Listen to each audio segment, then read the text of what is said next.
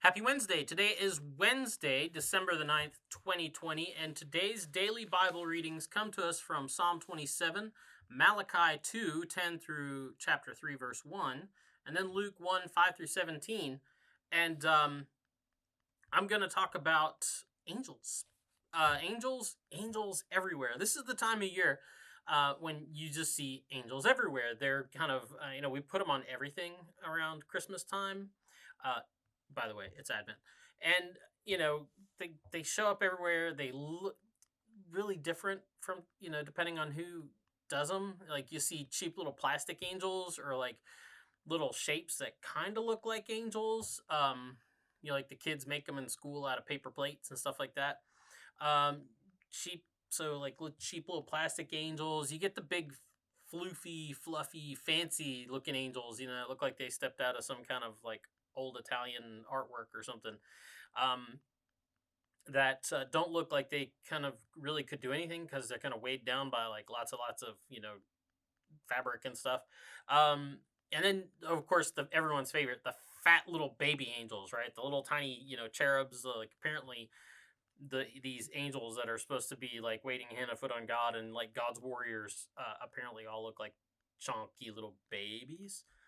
I'm not sure how the angels actually feel about being represented that way. They're like, do these wings really make my rear look that big? So angels everywhere. But here's the thing. They're comfortable angels. Like we portray angels in ways that we're comfortable with, because who feels threatened by a little chonk baby angel, right? But I don't think a real angel would be very comfortable to be around. Why do I say that? Well, let's look at the text from Luke today, where Zechariah is in the temple. He's going into the place where the incense altar is, right, to offer this incense sacrifice to God, and turns around and there's an angel there, and it's not, the text doesn't tell us that Zechariah is like, oh, cute little chunky baby angel. No, it tells us that he's daggum terrified of this angel that's standing there before him. He is terrified, and the angel has to talk him down from this, right? Gabriel, his name doesn't show up in today's text, but if you keep reading the chapter, it shows up. Gabriel has to talk him down, from I'm assuming he jumped up on the altar or whatever. I don't know, but Gabriel's like, oh, okay, wait, no, calm down, don't be afraid.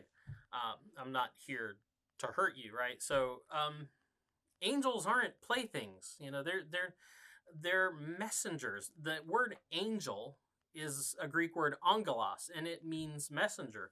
And they're messengers. They have a job to do, and they take it really, really seriously. Once again, you go on and read the rest of this chapter, and you'll find out how seriously Gabriel takes his message. They're on a mission from God. If an angel shows up in the Bible, they're not just there hanging out. They're not just there to play. They're on a mission from God. They've got stuff to do. God has told them to do this, and they're going to do it. And that's what Gabriel's about on this day in the temple when he scares the snot out of Zechariah.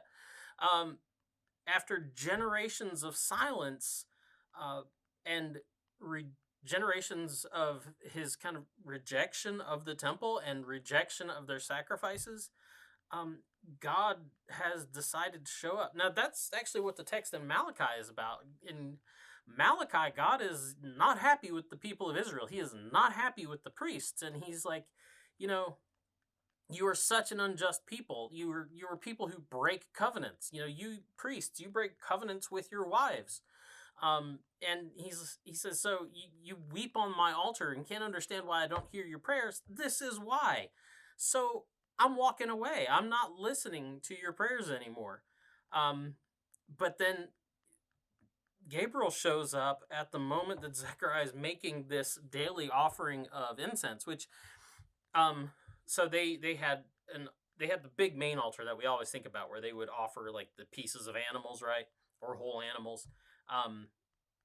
But they also had a smaller altar, and they would take the hot burning coals from the main altar and transfer it to this little small altar. They had like a special little pan for that, and then they would take a scoop of incense and put it on top of that.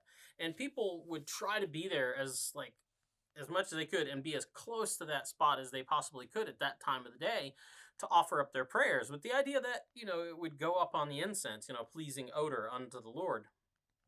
And so that was the deal. And so it's not just an accident that Gabriel shows up at the time of this offering when people are offering their prayers. And he shows up basically to announce what Malachi is promising in chapter 3, verse 1, that the messenger of the covenant is about to appear, that God, after all these generations of silence, all these generations of rejecting the sacrifices of his people because of their covenant breaking, is about to act. And he's about to send the messenger of his covenant. That's why Luke starts his whole gospel, his recounting of the gospel of Jesus Christ with this event. So that's the DBR for today. Go out, put your chunky little baby angels up on the lawn, and we'll see you tomorrow.